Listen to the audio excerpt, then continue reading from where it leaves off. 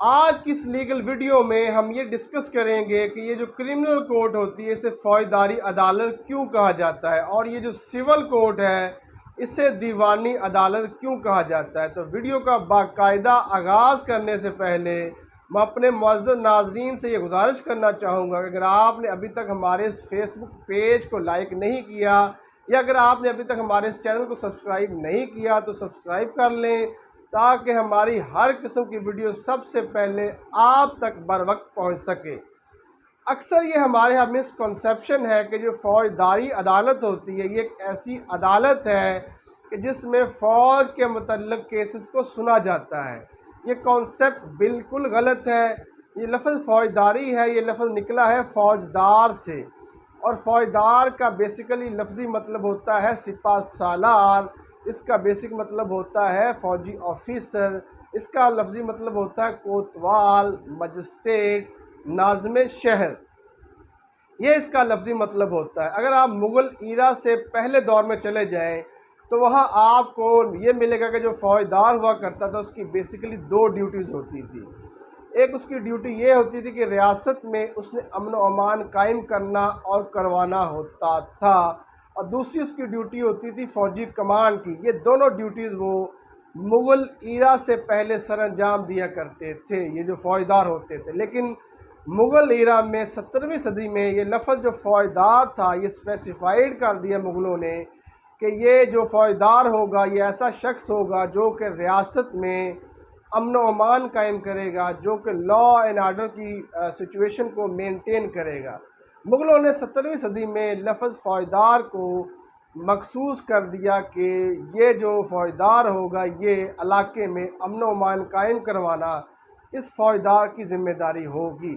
آپ یوں سمجھ لیں کہ یہ اس دور میں پولیس چیف ہوا کرتا تھا، اور اس کے ذمہ ہوتا تھا کہ اس نے مختلف علاقوں میں تھانے دار اپوائنٹ کرنے ہوتے تھے، اور اس کے ساتھ ساتھ تھانے دار کے ساتھ ساتھ اس کے نیچے نفری بھی اس فوجدار نے ہی پہنچانی ہوتی تھی۔ اور اس کا جو کام تھا کہ علاقے میں چوری ڈکیٹی نہ ہو، علاقے میں لڑائی جھگڑا نہ ہو، علاقے میں کوئی کسی کو زخمی نہ کر دے، علاقے میں کوئی کسی کا مرڈر نہ کر دے، علاقے میں کوئی شراب نہ پیے، یا علاقے میں کوئی کسی کو نقصان نہ پہنچائے۔ یہ اس کی ڈیوٹی ہوا کرتی تھی فوجدار کی، جو کہ پھر وہ نبھایا کرتا تھا۔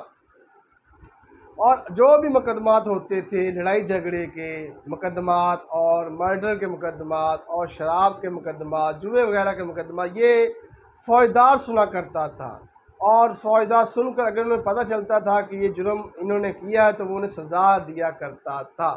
تو یہاں سے کانسیپٹ ڈیولپ ہوا فوجداری عدالت، یعنی وہ مقدمات جو کہ فوجدار سنا کرتا تھا، تو یہاں سے انہوں نے کانسیپٹ ڈیولپ کر دیا کہ جو مقدمات فوجدار سنے گا اور جس جگہ پہ سنے گا وہ کہلائے گی فوجداری عدالت۔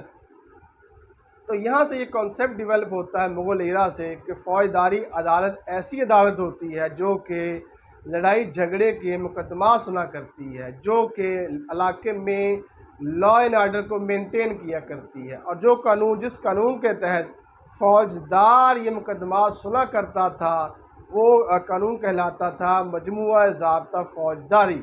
یعنی کہ ایسی جگہ، ایسی عدالت جو کہ لڑائی جھگڑے کے مقدمات سنے، وہ عدالت کہلائی فوجداری عدالت۔ اور وہی کانسیپٹ ابھی تک ڈیولپ ہوتا رہا، اور آج تک وہی کانسیپٹ ہے کہ کرمنل کورٹ کو فوجداری عدالت کہا جاتا ہے۔ اب ہم آتے ہیں کہ سول کورٹ کو دیوانی عدالت کیوں کہا جاتا ہے۔ اکثر ہمارے بڑے یہ کہا کرتے تھے کہ دیوانی مقدمات چونکہ بہت زیادہ طوالت اختیار کر لیتے ہیں، بہت زیادہ ڈیلے ان میں ہوتا ہے، اکثر دادا کیس کرتا ہے، پوتا جو کیس کا فیصلہ سنتا ہے، اس لیے بندہ جو ہے کیس کر کے پیشیہ بھگت کر دیوانہ ہو جاتا ہے، اس لیے دیوانی کورٹ کو دیوانی عدالت کہا جاتا ہے۔ یہ کانسیپٹ بالکل غلط ہے۔ اب ہم بتائیں گے آپ کو کہ دیوانی عدالت کو، سول کورٹ کو دیوانی عدالت کیوں کہتے ہیں۔ دیوانی جو لفظ نکلا ہے وہ دیوان سے نکلا ہے۔ دیوان کا لفظی مطلب ہوتا ہے شاہی دربار، دیوان کا لفظی مطلب ہوتا ہے کسی شاعر کا کلام، دیوان کا لفظی مطلب ہوتا ہے مغل دور میں کہ محکمہ مالیات کا بڑا آفیسر، یعنی کہ दीवान साहब जो थे वो बहुत बड़ा मुग़ल दौर में मालियाती ऑफिसर हुआ करता था। आप इसे कह लें फाइनेंशियल एक्सपर्ट हुआ करता था, या वज़ीर ख़जाना आप लगा लें। यानी कि दीवान साहब जो थे मुग़ल दौर में महकमा मालियात के बड़े ऑफिसर थे, या वो वज़ीर ख़जाना थे, जिसकी ज़िम्मेदारी ये हुआ करती थी कि उन्होंने ज़मींदार से महसूलात और टैक्सेस वगैरह वसूल करने होते थे, और उसने टैक्सेस के साथ साथ जो है वो इनका फ़ैसला भी करना होता था कि इस ज़मींदार को कितना महसूलात वगैरह लगाने हैं, इस ज़मींदार पर कितना जो है वो ज़मीन का टैक्स लगाना। ये बेसिकली दीवान साहब की ज़िम्मेदारी मुग़ल ईरा में हुआ करती थी।